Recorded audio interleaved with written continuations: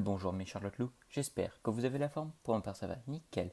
Et aujourd'hui, nous allons faire la critique du troisième épisode de la série Obi-Wan Kenobi.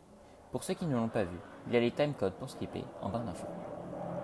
Avant de commencer, je vais vous faire un résumé des 2 premiers épisodes. Donc si vous ne les avez pas vus, veuillez passer directement à la partie non spoil. Après le kidnapping de Leia par la troisième sœur, Obi-Wan se rend sur Daiyu pour la récupérer et la rendre à ses parents. Avec la mort du grand inquisiteur provoquée par Reva, les 2 protagonistes purent s'enfuir de Daiyu. Mais avant ça, l'inquisitrice révéla à Obi-Wan que Anakin Skywalker était en vie. Maintenant que tout est mis au clair, nous pouvons y aller.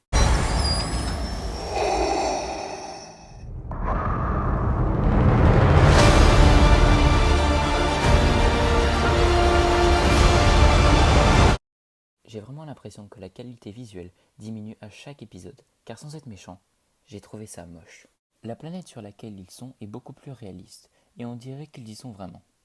L'histoire de l'épisode est bonne, surtout la partie de l'ascension au pouvoir de Reva. Elle prend de plus en plus d'importance dans la série, qui n'est pas pour me déplaire, mais faut que ça reste la série de Obi-Wan.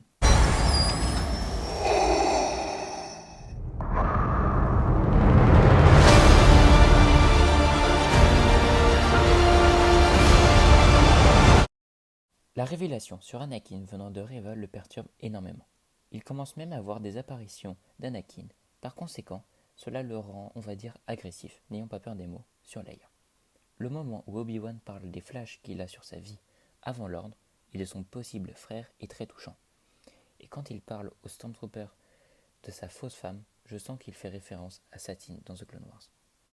De ce qu'on peut voir, le Grand Inquisiteur est mort et tout le monde veut prendre sa place au sein de l'Inquisitorius. Reva est très bien exploitée et on voit qu'elle veut prendre la place du Grand Inquisiteur et en même temps se venger de Kenobi. Mais la raison, nous l'ignorons encore. Elle veut vraiment montrer sa valeur à Dark Vador, mais elle se fera sûrement tuer à la fin du show. Il n'y a pas grand chose à dire sur Leia, à part qu'elle cherche vraiment à savoir qui sont ses vrais parents. L'armure ne lui va pas, on dirait celle de l'épisode 4, mais en moins bien. Par contre, ça fait plaisir de revoir son château sur Mustafar, mais malheureusement, on voit que c'est bien de la CGI. Son personnage est un peu anecdotique. Pour preuve, je ne me souviens même plus de son prénom, mais j'aimerais bien connaître son histoire, via un comics, ou une série, voire même un film. Surtout avec le nombre de Jedi qu'elle a croisés tels que Quinlan Vos, et même Kanan Jarrus, car il était écrit son nom en basique et quelqu'un l'a traduit, et ce qui était écrit était Doom. Le combat des 2 titans était à espérer, mais est complètement incohérent par rapport aux 4. Et les sabres laser, mon dieu, ça pique aux yeux. Ça se voit vraiment que c'est fake, que c'est des jouets. Disney aurait dû mettre tout le budget dans la série, car même un fan-film sans beaucoup de moyens est largement mieux. Je commence à en avoir marre des productions Star Wars sans moyens, du moins en live action, car les séries animées sont visuellement bonnes. Étant une série très attendue, ils auraient pu mettre les moyens. Ils savaient que les coûts seraient largement rattrapés. Pour conclure, j'ai moins bien aimé celui-là, surtout à cause des effets visuels pas terribles. Vivement qu'ils sortent des films pour enfin avoir de la qualité. Et par conséquent, je mets une note de 6,5 sur 10.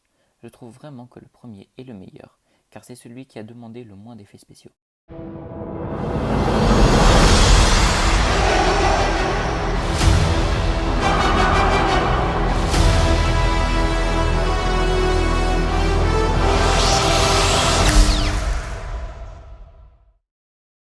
J'espère que vous avez aimé la vidéo, n'hésitez pas à vous abonner, à liker, à partager et à commenter, cela me ferait extrêmement plaisir et on se dit à la prochaine, ciao tout le monde.